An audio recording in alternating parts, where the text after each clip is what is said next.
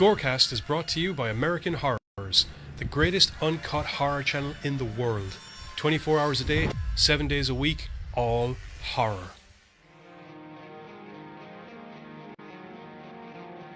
As well as the station of decapitation without your head. America's longest running horror channel, www.withoutyourhead.com.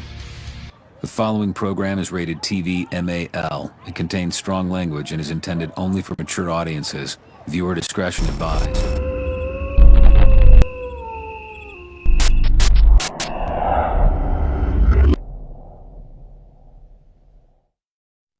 And we're in. What's up, GoreCasters? Welcome back here to the GoreCast on Sunday night with myself, Johnny Deadly, and my homeboy, Giz. Yep, that's me. Yeah. We're self-isolating over here, so that's why I'm facing this direction. He's facing that direction.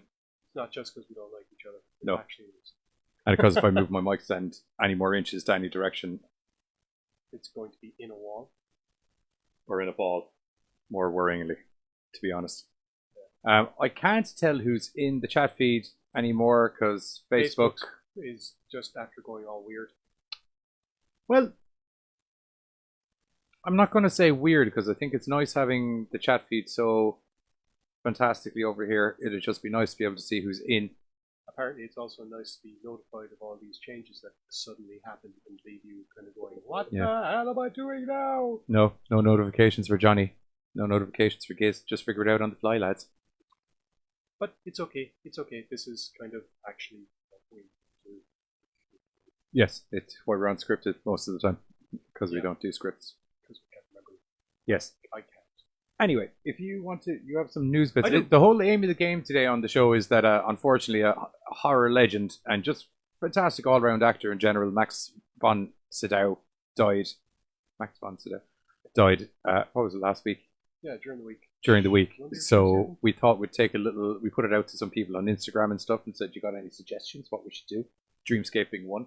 Yeah. Thank you, Kieran Green, if you happen to be watching currently, because didn't know I needed it in my life, but yeah, I did. It turned out to be really fun. Really good. Dennis Quaid in an exceptionally tight pair of pants. But other than that disturbing thing, it's a really good movie. Do you know when he does the dream sequence in the train? When he goes into That's one stream? deliberately like that. Oh yeah, I know, but I was just like, damn, that's some tight pants. The shirt is also pretty much. Didn't have an issue with the shirt for some reason. The pants were just bait on there, as they would say. All right, fair enough. I'll finish sharing this out and you get into some news bits. While you do the sharing bit, I chirp, should get chirp, into the chirp news along. bits. Not everything is horror related. Firstly, a big news bit and something that I don't suppose is a surprise to anybody. Several TV and movie production companies have gone into hiatus over the global lockdown.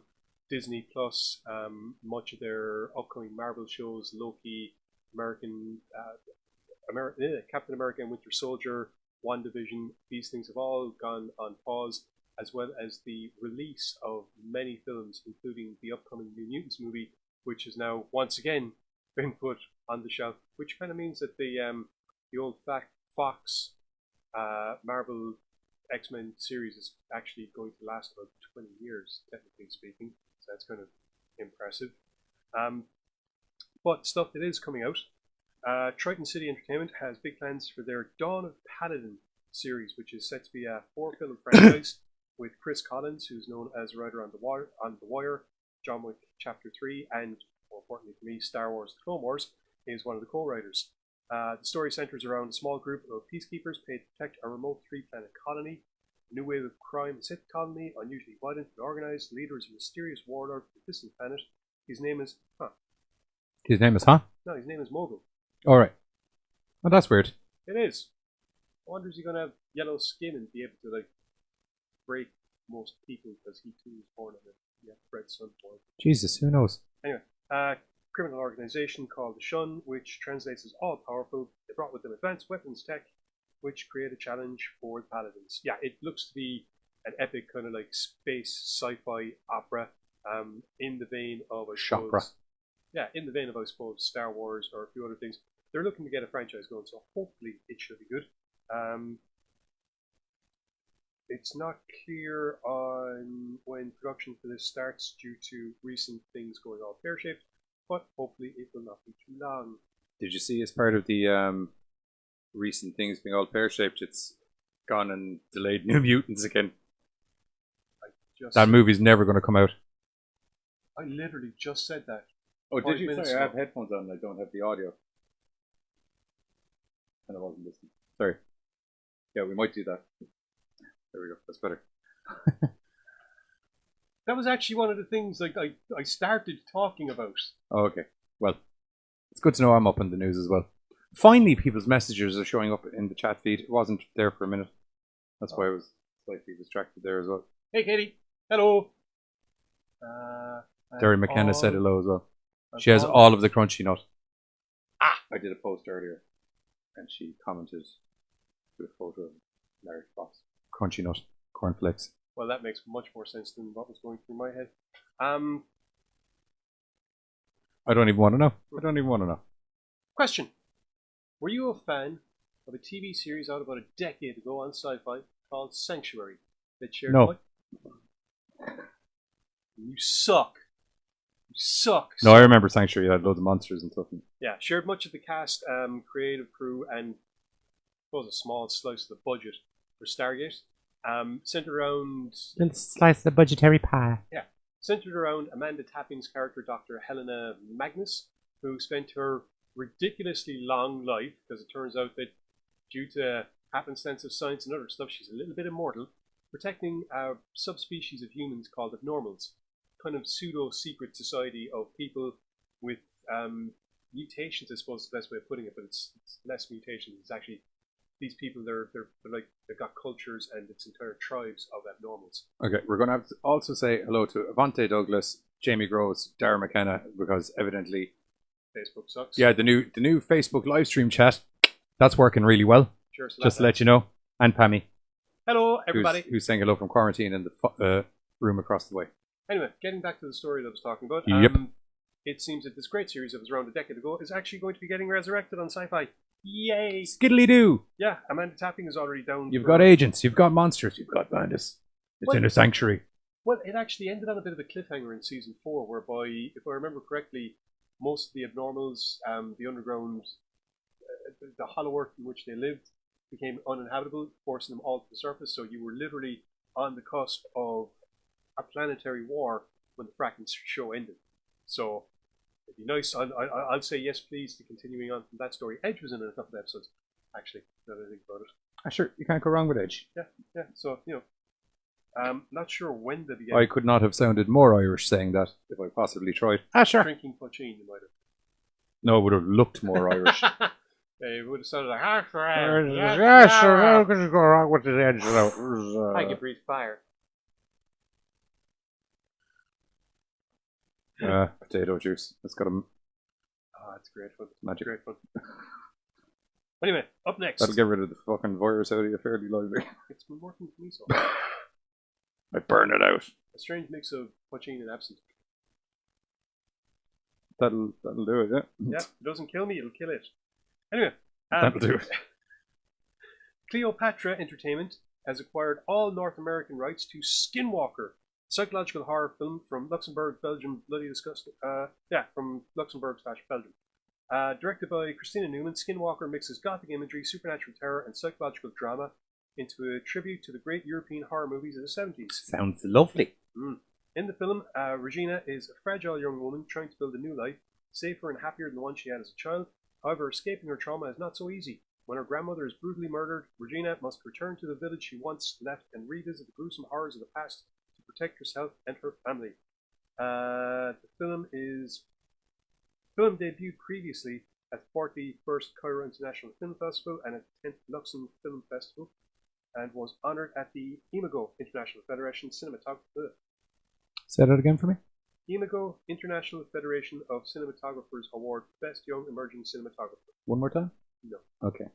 Skinwalkers will see a limited theatrical release in select US theaters later this summer, followed by a VOD and DVD release in time for the... What's the actual word for fall? Autumn, there we go. Well, they can't say autumn, so they just go, all the leaves are falling. We call it that. And the sky is grey? No. Black in Ireland. Skinwalker could be an interesting one to look at in the future. Excellent. You do need to sit closer to your mic there. Skinwalker should be a good one to look out for in the future. That sounds good. Okay. This is why I have the headphones. Uh-huh. Damn it, tablet. Do what I want you to do. Yep. Excuse me while I deal with the perils of technology. It's okay, I made it work now.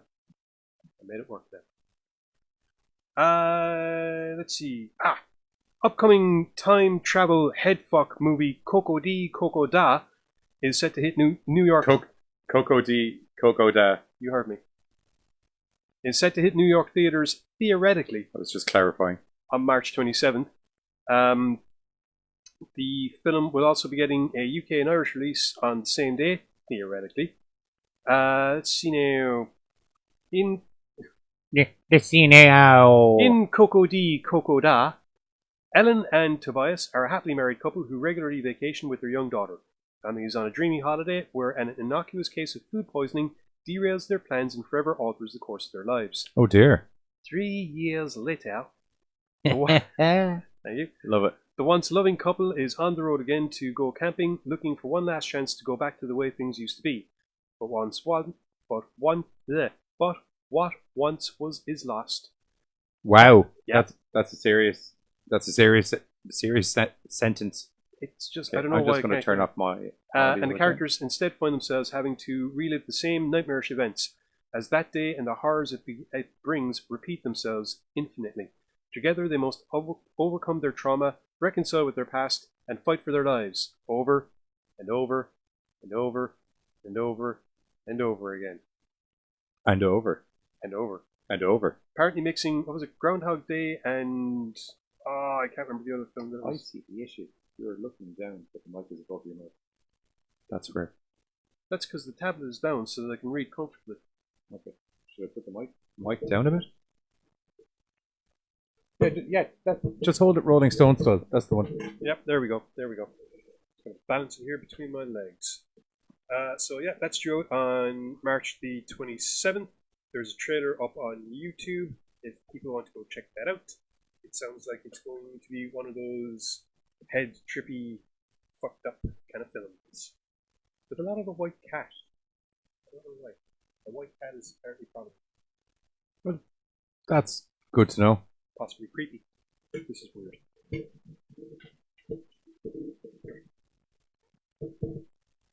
It's okay, I'm done with the news now, but my tablet is... What the hell is that? Get away. Apparently the side of my hand touched something. Fucking Right. Decepticon toaster. Yes. Okay. Is that all the All the news it's fit for me to know. Right. Anyway, so we get onto... Let's just move the camera there a little bit as well. So we're going to get onto some movie reviews. Yep, just as soon as this piece of targ does what I want it to do. Which one are we A little insight into my daily week here with Giz. Just him screaming at technology from across the room. Or from my own house and he happens to be on this fortunate person on the other end of the phone line or something. Either or. Oh, you missed a good one the other day. Giz Did Smash. Giz Smash. And then Giz had to put back together again. What are you downloading? I'm going to say porn. I'm not in charge of the download, therefore it couldn't be. Google suggestions. Huh. Nah, it wouldn't. Anyway, which film are we starting with? I think we're going to go... My theory was horror, quirky, horror. Okay. So I was going to go Dreamscape, Flash, and the other one, Sleepless. Or no. Sono. What? What's wrong? Oh no, I'm trying to think of the Italian name. Oh no, Sono? What are you talking For about? Sleepless. Dario Argento. Yeah, the Italian name for Sleepless. Oh, sorry, I thought you were trying Oh to no, remember. Sono? Isn't it? God. Yeah, it sounded Chinese, actually. It did. I'll tell you what. Manho. Out of all the languages in the world, it did not sound Italian. No, it did not. Okay, So, we're going to start off with Dreamscape, methinks. Yes. Just as soon as I get that, that's all I need to see. Yeah. I'm going to need to get you like a note stand. No, it's grand. I just needed to see what his character's name was. Kind of got it. Or I can put a little teleprompter up here. I used to always be looking down at this. Why is it only affecting us today? Because we have mics now and you're not talking into them. We've always had a mic. Not for the podcast. Yeah, we did. No, do you remember it stopped working? And then do you remember I was trying to stream it through my phone? Right, okay, fine. Let's just get on with the film. Dreamscape, made in 1984, sees Dennis Quaid playing this kind of... Gambling addicted, smart, alecky, trouble-making teenage psychic. Yeah, that's about the long and short of it, yeah. That'd be the womanizing. We'll add that in there as Actually, well. I don't think we can call him teenage anymore. I think it's several years since he was met as a teenager by Sydow's character. Okay, I was just going by the description. I know, Mentioned him as teenage, I so know, I but was once just... you start watching the film, you realise that he's older than teenage. He's at least in his 20s. It could just be the fact that back then they used to just hire guys and go, "You're 19." Even still, it doesn't play with, Yeah. with the way the film goes. Anyway, Like, funny story. Those kids in Saved by the Bell. Remember kids? no. 12, 20. Yeah, something like that. Anyway, yeah, so Dennis Quaid plays Alex Gardner, this kind of smarmy psychic.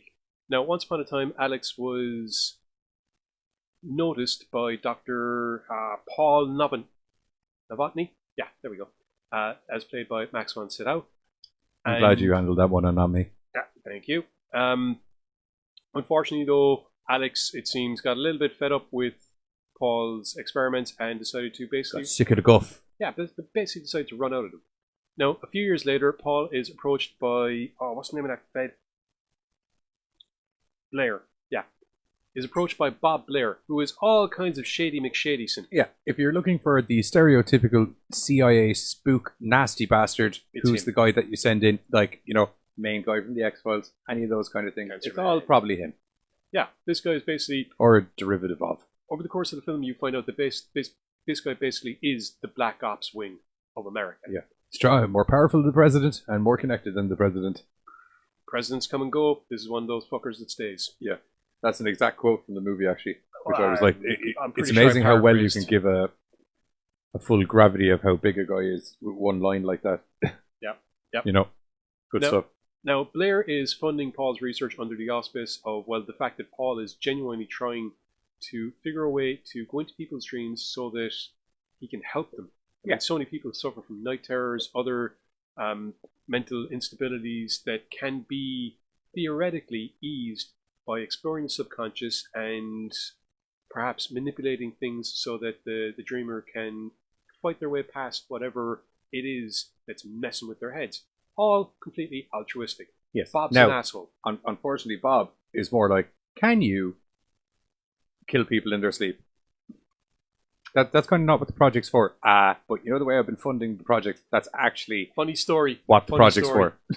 Funny story. Yeah. It was really nice when you helped little Jimmy with his nightmare and he was able to get back to sleep again, and I was so proud of all of you. But mostly, I was like, can we just kill someone with the mind bullets? Please. Now, to aid him in this, it seems they have Dreamwalking Superstar, because to be fair, Paul's program is up and running for a while before he decides to go wrangle Alex back into things. Yeah, because Alex was like the protege. He Yeah. was the most adaptable towards the entire process. Well, you know, he had the most potential even as a teenager, and Max, or Dr. Novotny wants to explore that. I love the way you have to say Nobby first. It's like Dr. Nobby Novotny. No, I was saying Paul at first, and it was like Paul Dr. Nobby Paul. Novotny. Anyway, the golden child of the project before Alex is brought in is one Tommy Ray Glatman, who is played fantastically by David Patrick Kelly. Warriors Come out to play. And he's literally Yes. that guy, except he's got mind powers and he doesn't do the bottle thing, unfortunately, because if they could have worked that in, it would have been amazing. But Oh, so amazing. so amazing. There was so much potential as well during the dream fight. I Yeah. was like, especially when he had the blades, you know, just be like, Alex, Yeah, there was a couple of different things. slice your face. It turns out that while Dr. Novotny is trying to help people, Tommy is deliberately placed by Blair to hone himself into a dream-killing weapon. After a little bit of detectivery and a little bit of pocklickery. Pocklickery? Arslickery? What? I was going to say lock-pickery. Yeah, sorry. Lock-pickery. Much more sense. Just to clarify, not pocklickery, because I don't know what that is, but it sounds like it could get me in trouble on the internet, so we're not going to say that. But after a little bit of that, Alex uncovers the fact that that young gentleman has a tendency for murdering people. Even before he had the mind bullets, he just liked murdering people. You know, which grounded me because I wanted to go to the cinema. You gonna get it? You know, that kind of thing. Things aren't exactly. Alex has his suspicions raised a couple of times, most notably by the author, whose name completely escapes me. Even he's goddamn. Who's the actor? He's in like Cheers. Oh, I can't remember the actor's name, but the guy that everyone will know him as is Norm. Yeah, actually, that's exactly right. Norm is in this, and he is a writer. Norm has... / conspiracy theorist / uncoverer of all things. Is it a conspiracy theory if you're right? Well, I'm sure until you confirm it, it would be a conspiracy theory. It's just that we skipped the him needing to confirm it part, and he already had the info. But I'm sure there would be some sort of hypothetical stage before you get into locked in, I guess. Well, thanks to Norm, like I said, Alex's suspicions are raised highly after Norm is taken out by Blair's lads, and it's just a clusterfuck. Yeah, who would have thought walking through a cheerleaders march would have not deterred people from shooting you in the chest? Yep. Now, while all this is going on, and while Dr. Novotny is trying to persuade Alex to help him out, and eventually does, once Alex is introduced to little Buddy, and once he starts flirting with Dr. Hot Legs. Jane. That one. Yeah. Or Dr. Hot Legs. Yeah. Yeah. He does get into the program, and more importantly, he learns to do what they want him to do without the aid of the machine that Novotny has created, which Tommy most certainly does need. Yes, because Tommy likey killy. Yeah, and not needing to be wired up would be really nice. Extra added advantageous. Yeah, because I can just sit in the room next to someone and fuck them up. Yeah. Now, while all this is going on, it seems their president of America is having himself some nightmares, some nuclear post-apocalyptic nightmares, and he feels a crisis of decision. Yeah, he feels that. Don't forget, this is '84. Middle of the Cold War. There was the whole. These dreams are leading me to believe that I should ring up the Russians and be like, lads, why don't we just put all the boom boom away and shake hands? Unfortunately, Blair, no doubt in the pocket or having weapons dealers in his pocket. I was just going to say, I thought you were going to say the pocket of the Russians, and I was like, no, it's mostly the pocket of the weapons. There's no money to be made if there's no boom boom, El Presidente. Now, Mr. President, why don't you... Don't be talking crazy now. Let's not go any... World peace, are you fucking mental? Why don't I introduce you to my buddy, Dr. Novotny? He's doing some wonderful things with dreams. He'll sort out your dream issue, no problem, and it'll be all fucking tickety boom boom by Wednesday, you'll be fine. Don't you worry about it. I'm not going to send a dream warrior into your brain to murder you. Hey, Tommy. Tommy. What a weird sentence to say. I wasn't even thinking of him sending someone into my dream until he... No, it'll be fine. He said that wouldn't happen, so I don't know why he'd have brought it up if it would happen. Dun dun dun dun. This is the one disadvantage of not being the actual TV show. This would have been a really nice time for a zoom cut. But anyway. Without getting too much more into a plot of a film that is 36 years old? It is 35 years old. We're in 2020. It was made in 84. That makes 36. I am born in 83 and I am 36 currently. Well, I'm 36 and a half if you want to be technical. When was your birthday? 3rd of October. This film was out. This film's birthday is 15th of August. It's not quite 36 yet. You're right. Semantics.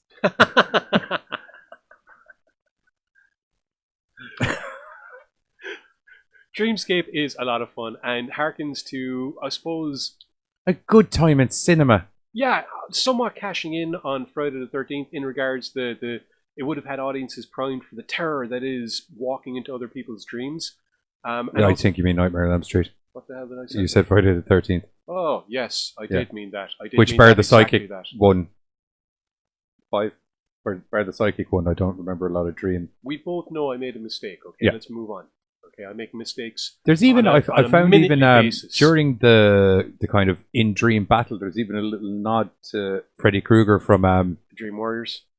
well, not just the Dream Warriors, but you know when he's trying to kill the president, Yeah. and he makes little knives come out of his fingers. Oh, yeah. I was kind of like, oh, what? And he didn't do two hands; he just did one hand. I was like, This film is one of those gems that exemplifies why practical effects are awesome. yes, Even, and to be fair, when they did the Dreamscape stuff, it's like the old effects they'd use in sci-fi movies when you're the teleporting or very. Do you remember Quantum Leap? It reminded me of kind of Quantum Leap. Yeah, of course you do. It's freaking awesome. It very reminiscent of when you'd see your man kind of going from one time to the other in Quantum Leap. The tunnels were one thing, yeah, but I liked how the Dreamscape was presented.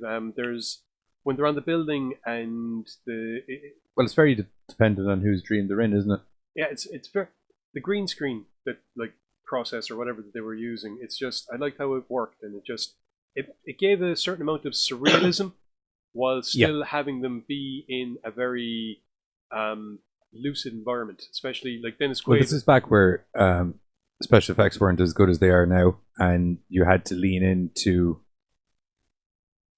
I know what you're saying in relation to practical stuff. I mean, as in before studios were just like, we'll get it in post and edit it. We'll they had CGI to go, okay, everything. the green screen's going to be a little bit twerky because we don't know how that thing really proper goes well. Well, they would have had a bit of experience. Yes, but I mean, as in, they were kind of like, okay, it's going to look a bit weird, so if we do this and we do that, and we'll just make it look like a big mad dream trip. Yeah. You know? Yeah. Anyway, from that, I, as you can probably gather, myself and Giz are definitely saying, go watch this fucking movie. Yeah, it was enjoyable. It was fun. It was, and it's young Dennis Quaid. And to be honest, bar when he got into that spade of doing kind of family kids movies for a while, ordinarily, if Dennis Quaid was in something, it was probably all right. Enemy Mine. That one, he's been screaming it literally since fucking 8 o'clock tonight. Brilliant film. Yes, Awesome film. We can review it some night if you want. Yes. We can do like a single review during the week after Yes, shooting. Yes. I'll watch it. We'll just sit down here. We'll blast out a 30-minute review and we'll put it up. Have you never seen Enemy Mine? I don't believe so. Guarantee you'll watch the film and go, huh, this feels really, really I'll put it familiar. to you this way. I saw a lot of movies in the 80s. And then I became a teenager in the 90s and I clouded over a lot of Yeah, things. I know not everyone has the same kind of brain as me when it comes to that thing. But it's not just that you would have seen it before. What I mean is, it's one of those films where you watch it and you go, huh, I know this story. And the reason you know the story is because every other sci-fi well, no, but other things have copied the same story. format. Yes. Okay. Yeah. Okay, will we hit a trailer and then we'll Yes. come back? Yes, I Okay, think so we should. we're going to hit you with the trailer for Dreamscape and then we're going to be back Hit with me with that Flash! stick. Ah! It's time for a trailer! Dun, dun, dun, dun.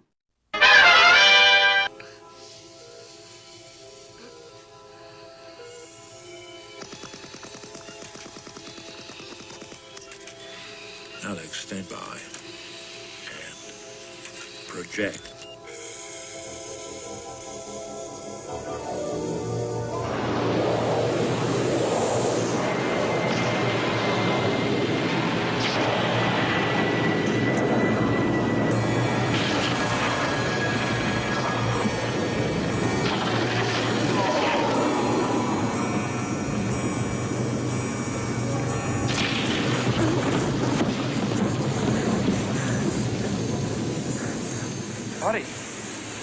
Buddy, what are you doing? Are you the babysitter, Alex? Yeah, I'm the babysitter. Because most of the time they're just leaving here. You don't have to be afraid. You know the snake man? The who? The snake man. Snake Man? What do you mean, like the boogeyman? He's outside and he wants to come in and get me. The snake man! Oh, hey. I'm not gonna let him get you. Just let me see who it is, all right? Please don't answer it! Probably not even him.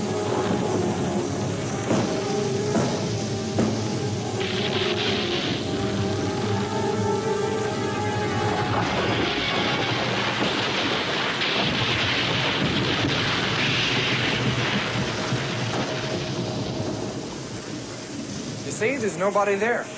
Are you sure, Alex? He's always there.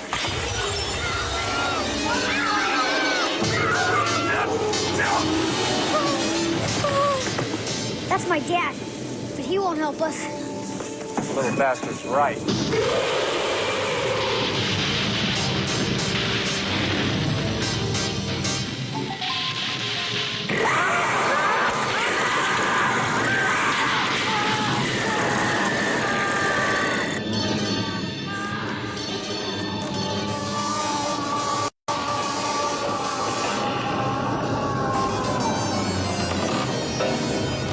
Come on, come on!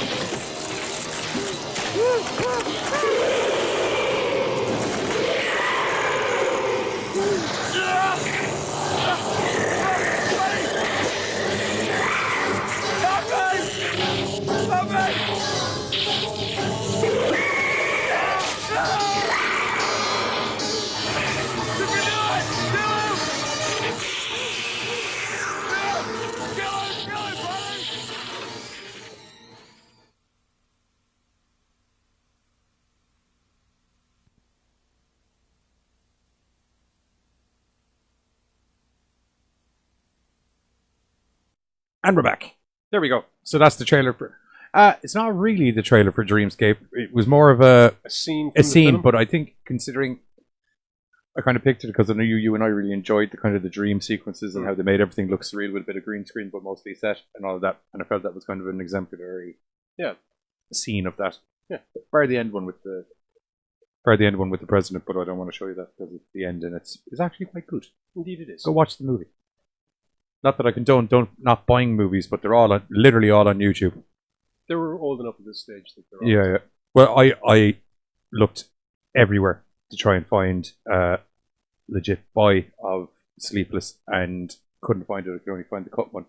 YouTube has got the full bloody titty swinging glory one. That's not. I was telling you that a while ago. That's not what was cut. It's the violence. No, but the violence in the one you and I watched was definitely not cut. But that's what was cut from the other version. But that's what I'm saying. The only one I could find to buy was that version. The uncut, bloody, disgusting one. No. But we're not doing that movie now. We'll do that in a minute. We'll do that in a little bit. All pubs are closed. What? Oh yeah, Just to let you know, apparently in Ireland all the pubs are closed. I don't really go drinking anymore, so it's breaking news to me. But evidently it was out earlier. But well, there was a call for it earlier on today. So. Well, there was a video of some pub in Dublin yesterday, now I think I know the pub. I won't mention names or anything, but I'd say you'd maybe get 100 in there. But it was rambling, and they were all linking arms and singing, touching me, touching you. God bless you, Ireland. Never change. Although do change in that because it was kind of stupid. But anyway, back to the films. I don't know. Like on an actual national level, I'm kind of like, it's a terrible idea. On a cheeky bastard level, I'm like, it's kind of funny. Doesn't that actually sum up us Irish anyway? Yeah. How many times have we got terrible ideas that we do anyway because they're kind of funny? Yeah, this is why cullings always work here, though. Walk into it. They said don't walk towards the compactor. Well, I was like, fuck that. This should be good for a laugh. Not that compactor. I'll show you, I'll take fucking it. compactor, you son of a bitch. It's the goddamn Collector episode 2 all over again. Oh yeah, that was Nightclub wipeout. That was more of a corn thresher. Yeah, that's the kind of thing I'm going for. Either or. Yeah. Anyway, back to the films. Flash! Savior of the universe! That's the whole review. We're just going to do our own version. That for a while. It'd be great. Wait till we get to the harmony. You're not even going to know yourself. Just a man with a man's courage. That's not what you meant, is it? No.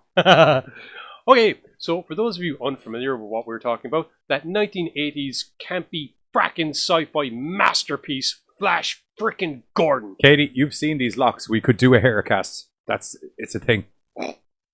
We'll do it on Wednesdays from now on. If I could go back in time, Where I just go through 15 grooming, years, hair 20 and grooming years. tips. If I could go back in time 20 years. How would you keep it so luscious and lovely? I wash it. How do you keep it? I don't know. I'm going a bit as well. I know it doesn't look it.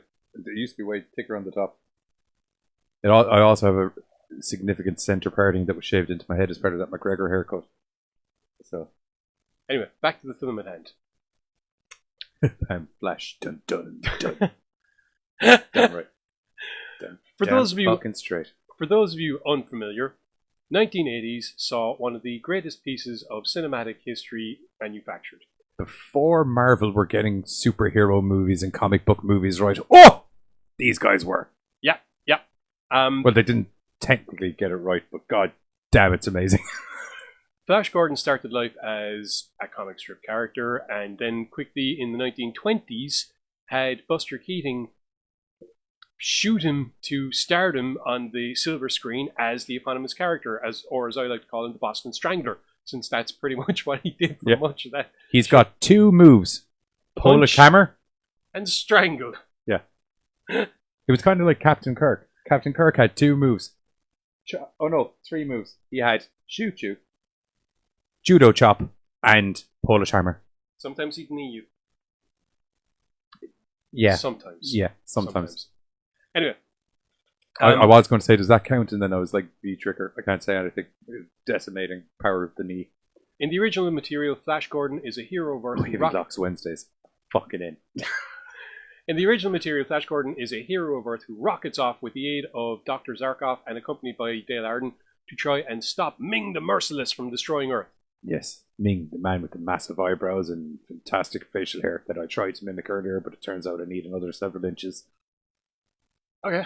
Oh yeah, I kind of just had. I kind of had like Duck evil Dynasty goblin beard instead. I was going to say evil goblin pointy. In the defense of the, I don't know, shape retention of my beard, it did keep two perfectly good cones. Yeah. So anyway, so you tie it up and leave it for a while until the hair gives up and bends to your will. That's very Vince McMahon of me. I can't let the beard win.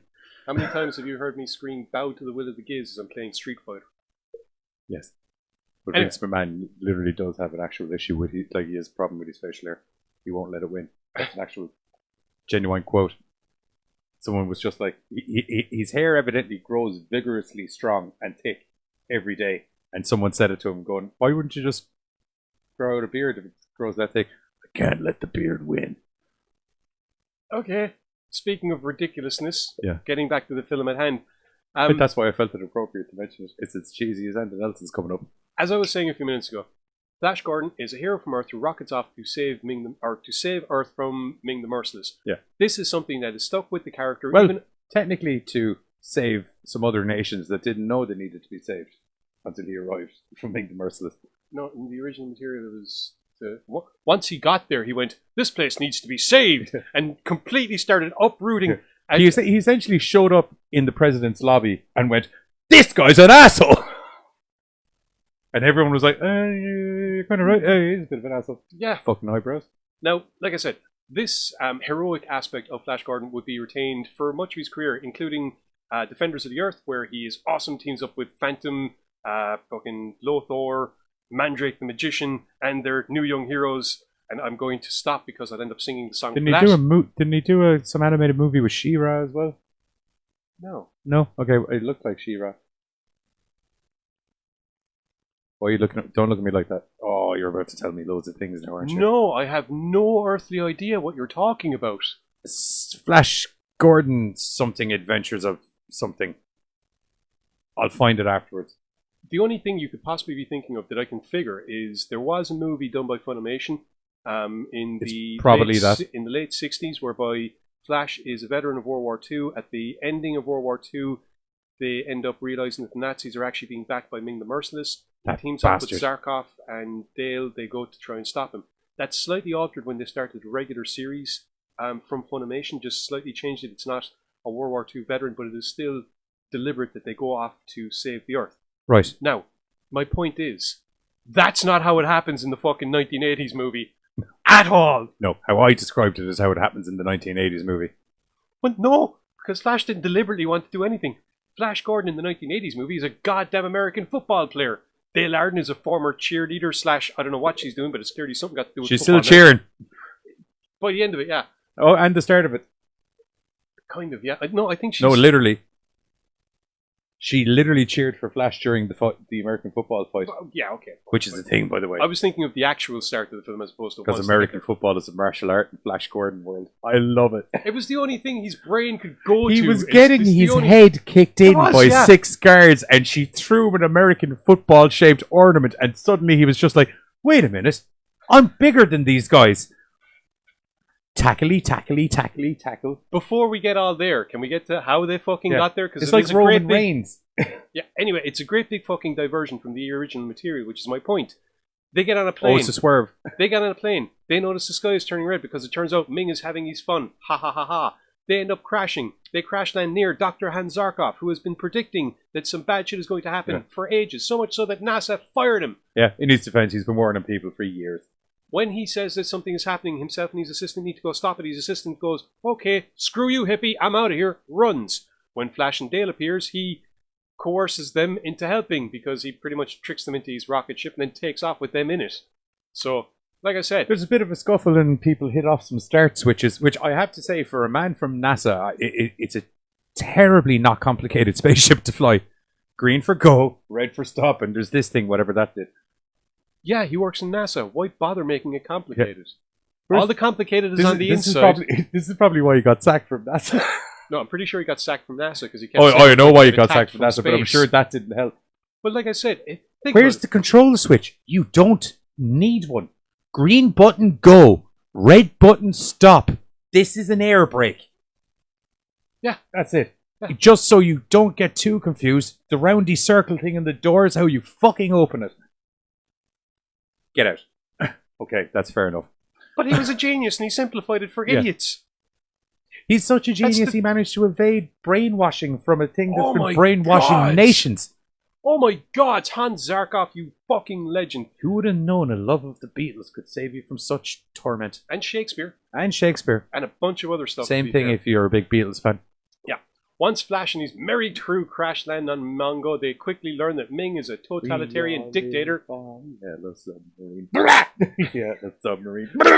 Yeah, the submarine. Our theory for how it probably went.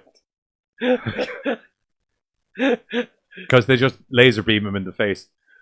After Flash's iconic American football fight, aided by Prince Valtan, as played by the and aided by amazing your one Brian as well. Blessed. Don't forget aided by your one. Oh, go, very much aided by Dale Arden. Flash, go.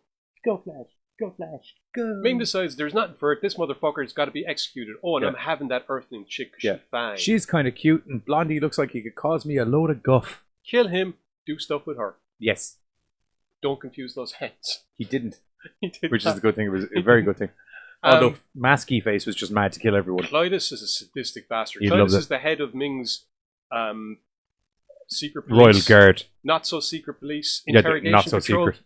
Like Torture you can, crew. They look like we fuck people up.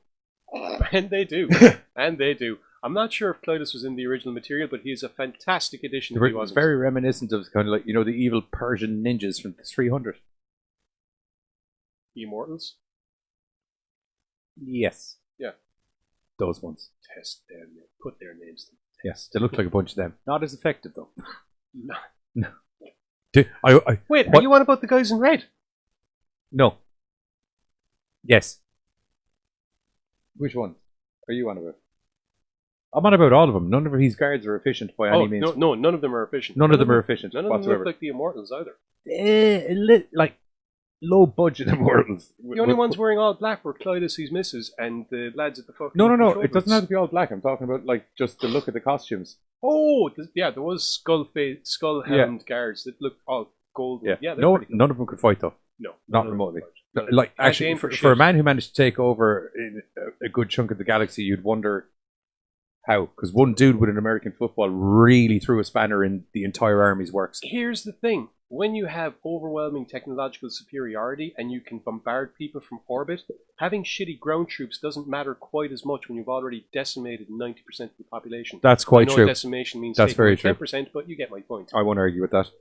That's fine. And then you set up a system whereby all of the guys left over have to fight each other in order for them not to die at your hands, which means they never team up to join you. Yeah, or go because against essentially, it's if you're off of your planet, it's a free for all. You can just kill whoever you want. Fuck 'em. If they're swinging an axe in your general direction, do it. If they're happy to be swinging their shopping bag, I don't mind. Kill them. I don't give a fuck. However, nobody dies in the royal palace without an explicit order from Ming the Merciless. Yes. Anyway, But he doesn't have a problem dropping those orders, so it's not really an issue. you just basically got to say, "Can I?" And he'll Yeah, or probably just say, ask politely. Yes. Yeah, really, to be honest. Yeah. Boss, do you want a bit of bloodshed on board? If two Rock people on. do it at the same time, he just weighs who he likes more than the other one, and then that one's allowed to kill the other one, and then we'll work on away from there. Sometimes I don't even think he bothers weighing. It's I just killed the two of them, they're bugging me. Yeah. Ah, excellent job. Yeah, okay, I'll kill him, and I'm going to kill you for even fucking inconveniencing me with this whole... Why didn't you just fucking kill him? I don't get it. You said we have to ask. By the way, just so you know, this is how awesome a job Max von Sydow did on Ming the Merciless, because he just brings the character into this whole new level.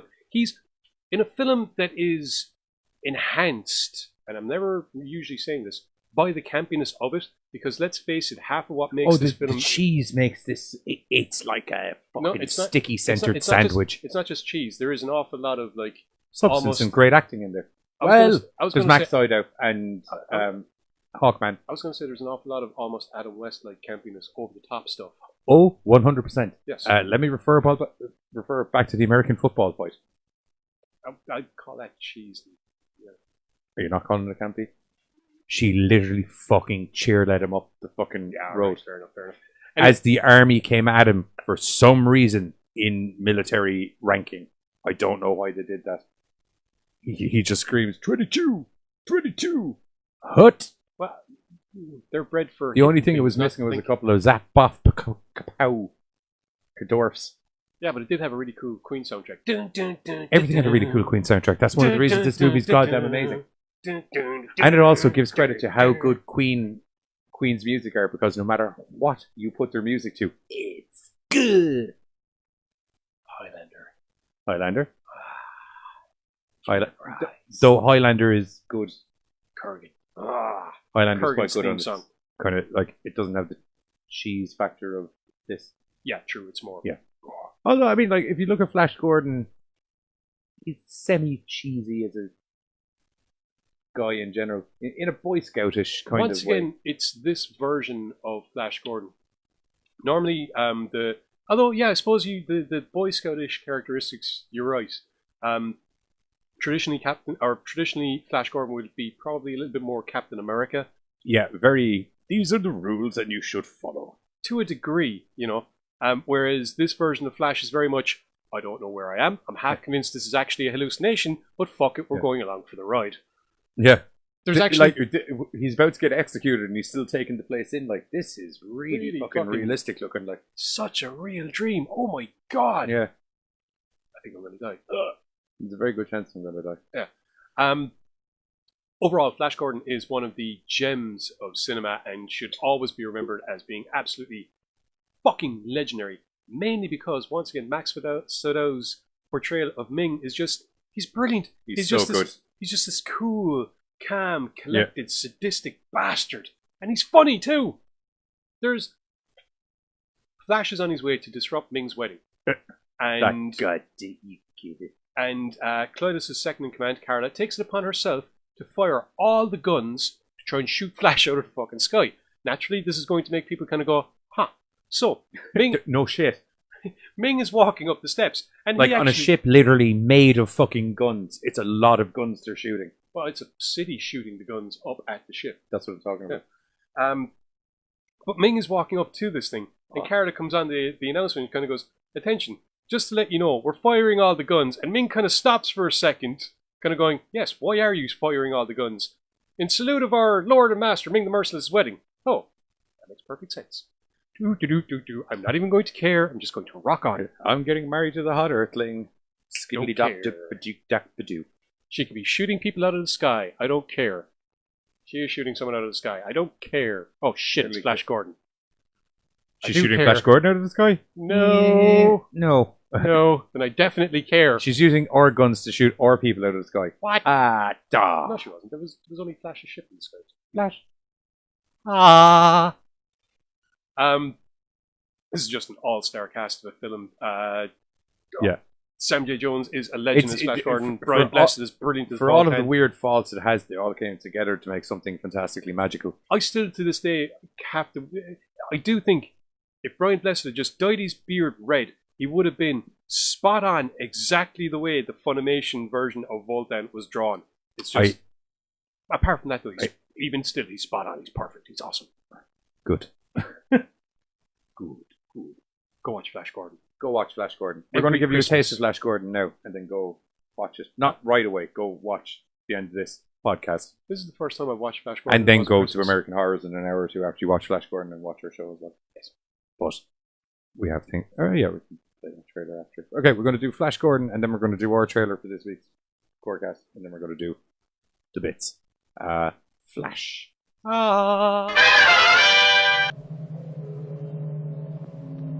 Clytus, I'm bored. What plaything can you offer me today? An obscure body in the SK system, Your Majesty. The inhabitants refer to it as the planet Earth. I like to play with things a while before annihilation. Pathetic earthlings. Who can save you now? Flash! Savior of the universe! Strange object imaged in the Imperial vortex. Flash! You save every one of us! Remove the Earthwoman. Prepare her for our pleasure. Flash! Don't kill him yet, Father. I want him. He's a miracle. Go, Flash, go! Flash!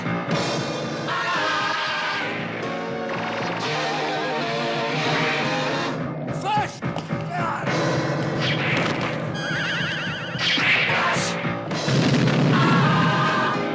King of the impossible! He's for every one of us! Stand for every one of us! He's saving the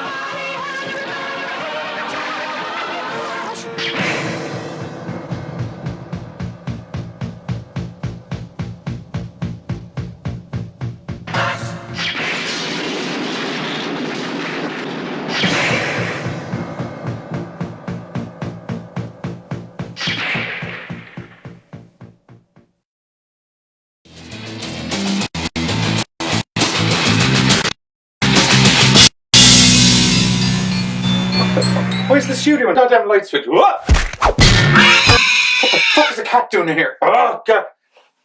What in the flying fuck are you doing just sitting in the studio in the pitch black? Life is dark.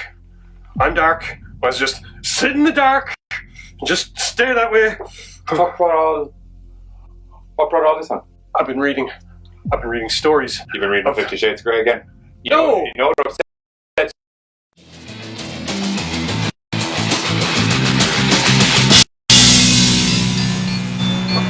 Where's the studio in darkness, kids? Where's the goddamn light switch? What the fuck is a cat doing in here? Oh, God. What in the flying fuck are you doing just sitting in the studio in the pitch black? Life is dark. I'm dark. Let's just sit in the dark. Just stay that way. What brought all this on? I've been reading stories. You've been reading 50 Shades of Grey again? No! You know what upsets you, dude? God's no, actual proper stories of disturbing degeneration and despair. It's terrifying. I have no idea what's wrong. It's horrible. Let me show you. Go grab my jacket!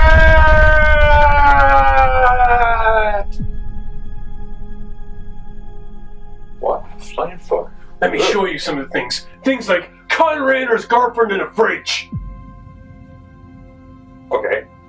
Or Anybody's had a floating head in the fridge, but I'm just... whatever.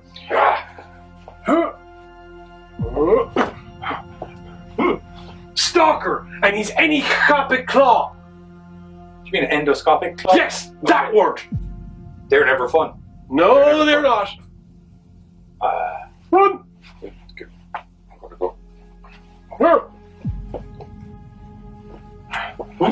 This guy's face.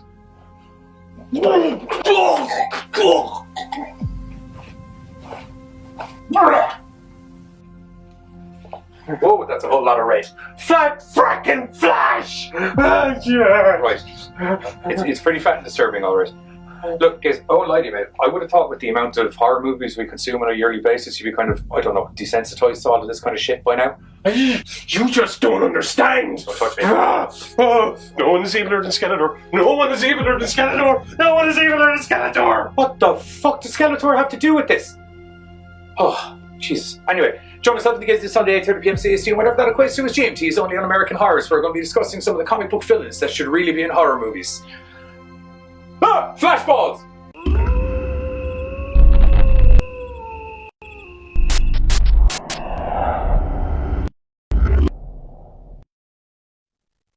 And we're back.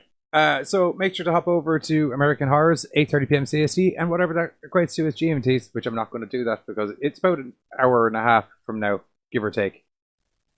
Ish. It's ish. As I said last week, it depends on how long the movie before us runs. So it's the 2:30 a.m. mark for Europe and 8:30 p.m. ish CST in Americas. And you can figure out the rest of America from there. I'm not doing it. Period. That's it. End on that. On the last one? Oh yeah, we're going to be... Sorry, I forgot. We're going to be talking about super evil comic book villains that should have horror movies.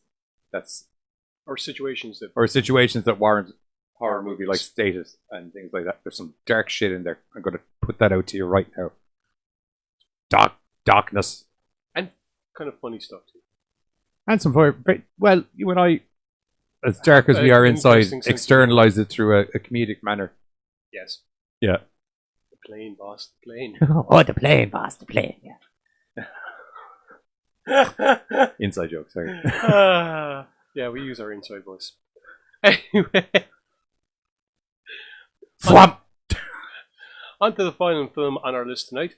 2001's Dario Argento directed Sleepless. Oh boy. This is good. Yep. This is delicious. Yep. This is Argento-y goodness at its finest. In this, Max von Sydow plays Chief Inspector Ulysses Moretti. Moretti. Yeah. Or at least he was Chief Inspector back in '83. Yeah. Back when he was solving the crimes of a weird little person killer that was going around killing people. Yeah, they call them dwarf murders. Yeah. Yeah. I was trying to be a little bit PC. Fair enough, I was just going to... Because otherwise I would have screamed midgets in the promo instead of little people.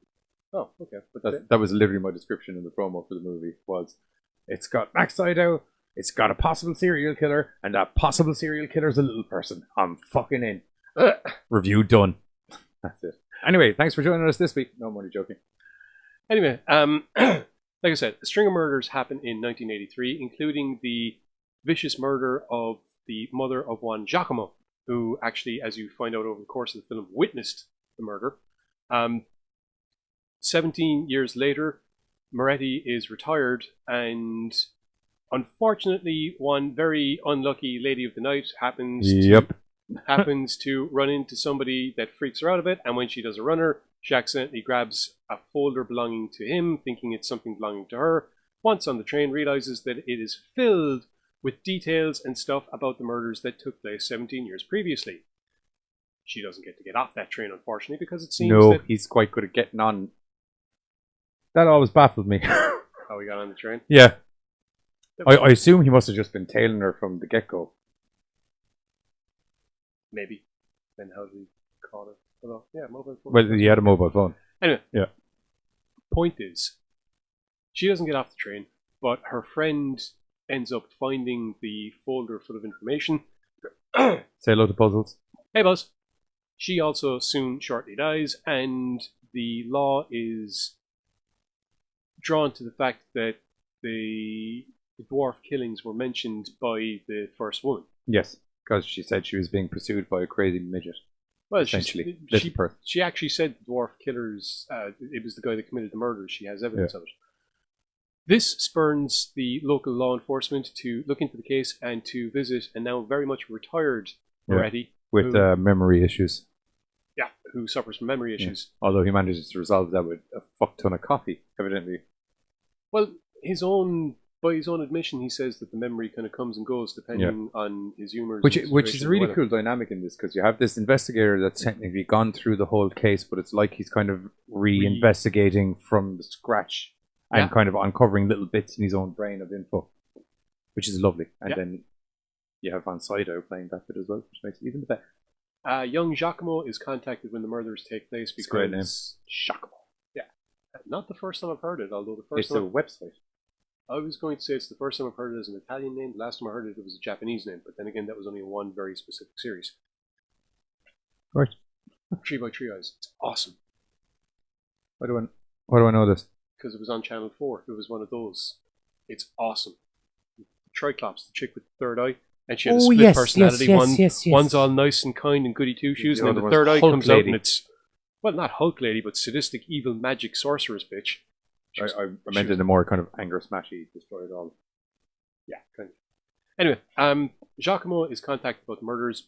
Although Hulk Lady never did anger smashy, destroy it all, kind of. Well, controlled. No.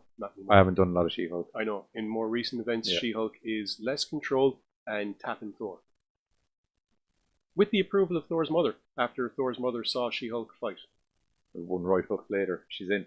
Something like that. I think it was after we always liked the big green guy, and she's just a sexy green lady. So I think it was after she with an uppercut, an uppercut.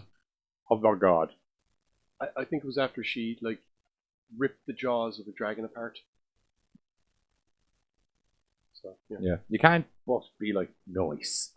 That was actually exactly how it went. Anyway, getting back to the film, Giacomo returns to his hometown and meets up with his buddy Lorenzo, as well as his old friend Gloria, who, they were all childhood friends together until the murder happened.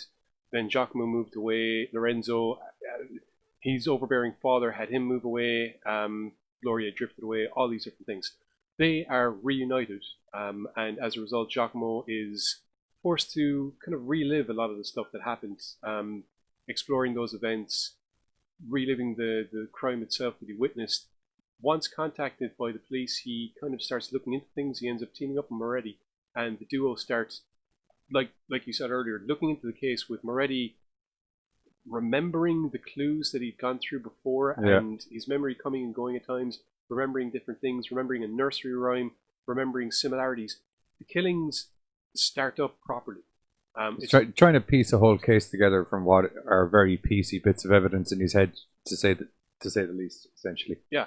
Now, the two killings that happen at the start of this movie are obviously opportunistic, but it seems our killer has gotten a taste for it again and decides that he's going to start doing what he did before, and with the same modus operandi, which draws in Moretti's attention and draws the cops into, well, a rather ridiculous hunt in a way. There's some great stuff whereby who's in charge of the case? I cannot remember his name, Manny. but he looks like a guy that used to be in a lot of Steven Seagal movies. Yeah, Chief Inspector Manny, I think, is the guy in charge of the case. And there's some great parts whereby Moretti kind of bounces off Manny, where Manny's going on about using modern technology and modern surveillance techniques, and Moretti's kind of like, yeah, good luck with that one. I'm just going to kind of, I'm just going to put that over there.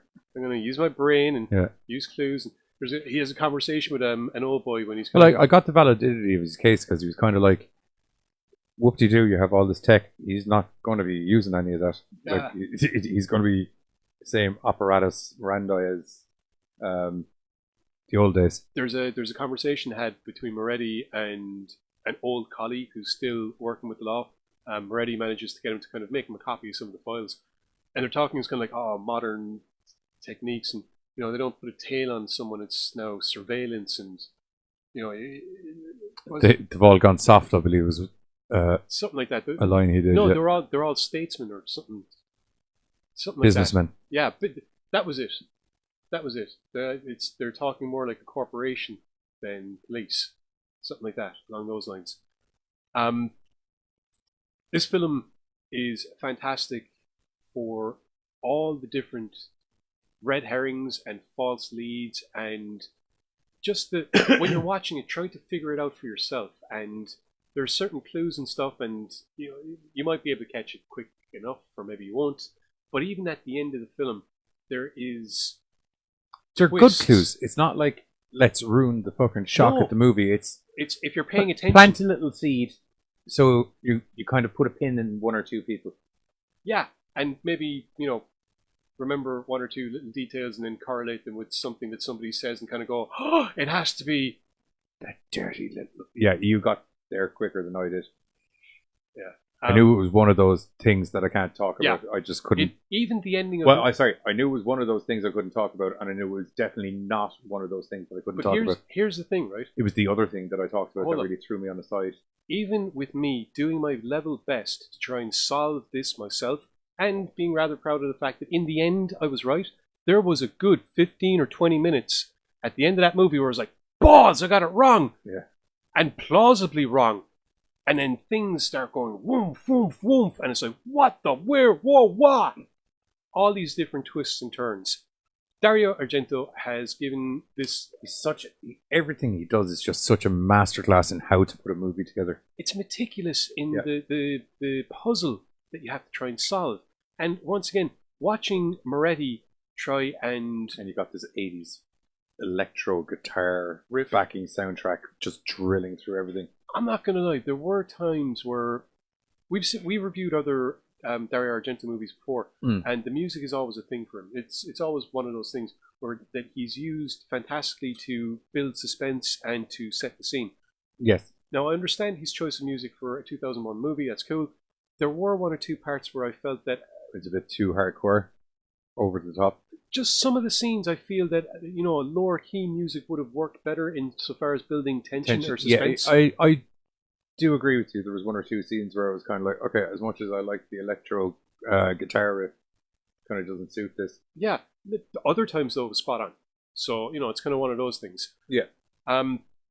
This movie, as we you wouldn't know there'd be studio reasons for that or any shit like that. I don't know. Yeah. This movie, as we mentioned earlier, has had several releases and has been edited heavily in those releases. Because god damn it's gory. It is, yeah. Once again, this is Dario Argento. He's used to. This is one of the pioneers of the Italian gore fest cinema. All those zombies and things like that. That's him. Yeah, that's where you see people getting their faces mauled off, and there's all the disembowelings. There's a decapitation that was apparently edited out of the German DVD release. The American release. Assuming that's the. We won't say who. Yeah. But there was several cuts made to the American release, but like we mentioned earlier, all of these can be bypassed because the really proper full version is awesome and is up on YouTube. Yeah. After all of my searching, second search, YouTube. Not it. Yeah. Yeah. Not the 2 hour 16, 1 hour 57, and it is great. It's a fantastic film. It's a proper. I have the edited one downstairs. I know. I wanted the full gore. I was on a mission to find this. Yeah. But yeah, no, it's one of those films that you can sit down and get drawn into and try and solve it for yourself because twists and turns. Oh, the twists and turns. It's so like it genuinely keeps you dancing on your toes about what's going on right up until the end. Yeah. Right up, like you have your suspicions, but like I said, it's a really good way of it not being legit confirmed right into, and so many movies can't do that these days, kind of thing. It's like I said, and then there's beautiful, like the cinematography is so good. There's just these like the opening scene where your one's getting stalked through the train and everything is fast-paced, intense, claustrophobic, and tense all at the same time. Even though he's got an electro guitar drilling fucking. Yeah. But like I said, sometimes that doesn't work. But that was one of the ones that it did work in. And it's weird because like. You should watch this movie. This movie we're talking about, Carlos. It's a whopper. Yeah, and it's once again, it's one of those films that it's a cracker. It's one of those films that while it might seem a little bit dated at times, the techniques used need to be goddamned revisited by an awful lot of modern horror cinema makers. Hey, just do some makeup. Or, hey, just fucking have a bit of patience. It's amazing, but here's a secret. Hey, don't be scared to use a fucking wide shot every once in a while. People are more afraid of what they don't know than the thing that they know is going to jump out at them in a couple of seconds. Like that like what really added to the craziness in that train scene is like, do you know when it's so kind of like tight and everything inside as she's running up the train car, and then it cuts to these wides and you can just see her trying to peg it the whole way up the train. It's just like gives you kind of a gravity of the fucking tunnel of death she stuck herself in, like. And she still managed to find a very, very ingenious hiding spot at one time. Yep. Like, her problem was she thought she was safe and she came out a little bit too early. That was where she fucked up. Yeah. Yeah. Yeah. I actually was like, oh, well done, love. Because I didn't even notice it. I thought it was about wall paneling until she was like, yeah. Reverse birth. Shit, that was graphic. Sorry, I didn't mean. That's a terrible fucking image. But unfortunately, looking back at it, ridiculously Namaste, viewers. Namaste. Yeah, unfortunately, looking back at it, ridiculously apt. Yeah, I know. I nailed it on the head occasionally.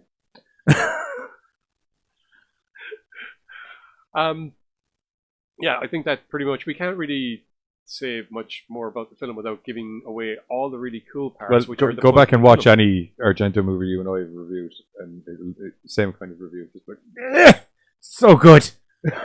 This one, not as I remember some of these films have a habit of being very off the wall at times in regards kind of like, you know, the philosophy or whatever behind them. Yeah, no, this is very straightforward. Nice and straightforward. Yeah. Well, as straightforward as a complicated murder mystery can be. And it doesn't kind of sidetrack off the plot a lot either, because he does have sometimes of just these scenes happening that really aren't, you know, I'm kind of like, does that have anything to do? Okay. It kind of does in a way though, because once again they lead into all the misdirects. To a certain degree, yeah. But I mean, like, they're not. I found that I wouldn't have called that some of those scenes like just miscellaneous. They were kind of set up to something that's coming later. Do you know what I mean? Just in some of these earlier movies, there was just stuff that you could have left on the cutting room floor that made it in my opinion. You know, that kind of thing. Yeah, kind of more art housey. Yeah, it's just kind of a miscellaneous conversation that, like, you get to the end of the movie and you're like, what the fuck? What was the point of that? The price of spaghetti. Yeah. Don't get me wrong, it was shot beautifully, but it was just 5 minutes of, right, okay, fair enough. Maybe that's why it was kept in, because it was shot beautifully. You just couldn't bear to not have it in the film. I can feel that issue where it's just like, it doesn't fit. But I spent 40 minutes getting the shot right. Yeah, it doesn't fit. It's fucking going in. I don't care. We changed the script. The conversation has nothing to do with the plot anymore. It's going in. I don't give a... Hey, do you know what Hollywood is lacking? Good coffee shop scenes. It's fucking going in, okay? Period. That's it. And on that, seeing as you can get a little insight into the way his director thinks sometimes, we're going to go to the Sleepless trailer.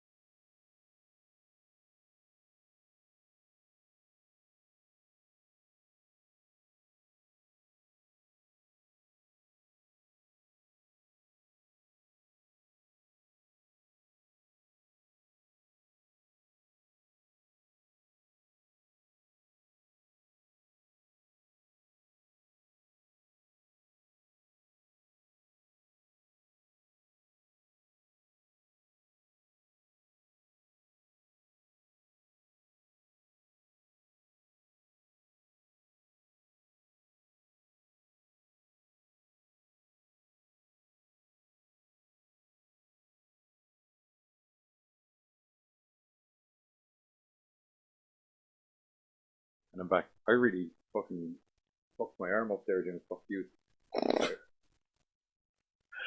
So anyway, that's the trailer for Sleepless, with the most Chinese sounding Italian name I've ever heard of. Oh no, so no. Oh no, now you turned into a song. NXT turned it into a song, I think. Oh no. Oh no. Son of. Anyway, once again, Sleepless is definitely well worth watch for any cinema enthusiast, to be perfectly honest. Just a fun watch. Vaping into the mic for the ASMR fans out there. No, what? ASMR. ASMR? Audio sensory. Mother rappers? Reconnaissance. Do you know people where have you not heard of this? It's like people watching people do stuff or eat stuff and all that kind of thing, but with really high intensity mics on so they can hear like literally every like. Yes, that's my reaction to it as well. I don't mind doing ASMR for people out there when it's like vaping because I like the sound of the vape. It's nice to hear the I suppose you should try and learn something new every day, but some things I'd rather not learn. Okie dokie. Anyway, awkward. So I think, are we done yet? Dude, what? Is it? It's like a torture scene. Are you done yet? I love that. I have a great image of you being tortured now in my head, and then don't worry, it makes you look like a boss. But like, just them doing shit. And you're just like, you done yet? God, it's such an inconvenience. I was reading in my cell, and then you're all like with the fucking fingernail pulling. Jesus Christ. Move it along.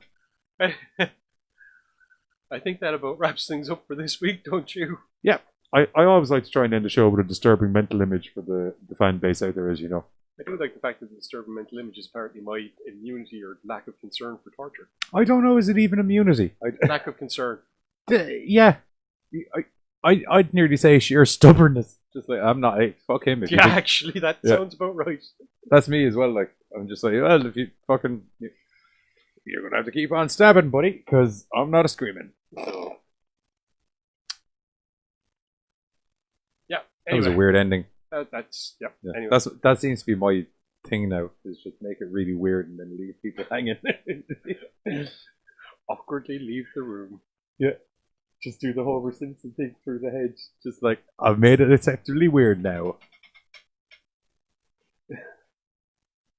Okay. And then not as because we can elegantly bring myself back. Essentially fucking thrust the camera and so I'm back in frame. Okay. Anyway. What the fuck is in this? I don't know. I was fine until I started. Put it down. It's just a normal vape. So you think? No, like I literally bought stuff. Like, there it is there.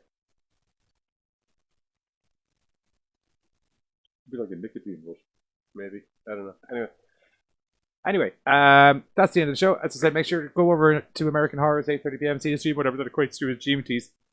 Ish. Where we're going to be doing some dark and dastardly evil villains that should get a horror movie. And other than that, myself and the kids are going to join you next week where we're going to be talking about some other sort of horror stuff. No, come on. I'm making you do the outro now. Other sort of mad shit that will make your brain go, oh God! It's like they held my eyes open and poured it all in and I can't unsee the horror. That one.